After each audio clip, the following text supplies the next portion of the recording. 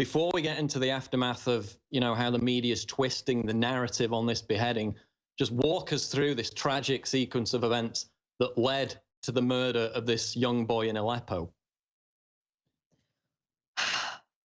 I, commiserate with you because I also watched the horrifying video of this child getting beheaded and also laughed at by one of the CIA's moderate vetted rebels. And the sequence goes really back to 2011 and 2012 when many governments, not just the US government, but also NATO European governments, including France, started openly arming rebel groups. Hollande, he in 2012 openly said, yes, I'm arming these rebel groups in Syria.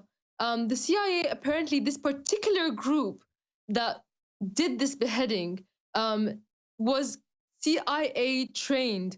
And in March of 2015, the NATO-run media was complaining that Russia was bombing this group, CIA-trained, vetted, moderate rebel group.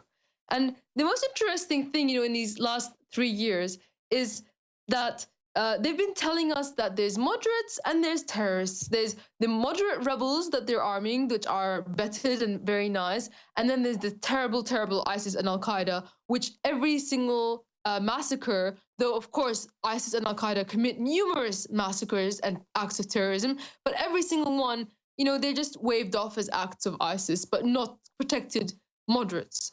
But now the moderates have proved to be worse than ISIS and Al-Qaeda. And in fact, in the newly out video of the translation of the beheading, this moderate CIA-trained group said, we are worse than ISIS. You should see how brutal we are. That was just before they beheaded the child. So, it comes to now the point where we can prove that the US State Department, Obama, and his whole administration, including Clinton, put guns and taxpayers' money in the arms of something that is worse than ISIS. So I wonder, when is there going to be some legal repercussions to that? Not only because it's against the US law and is basically an act of treason, but also in the international law, because of course, if you're going to give weapons to terrorists, that is a crime.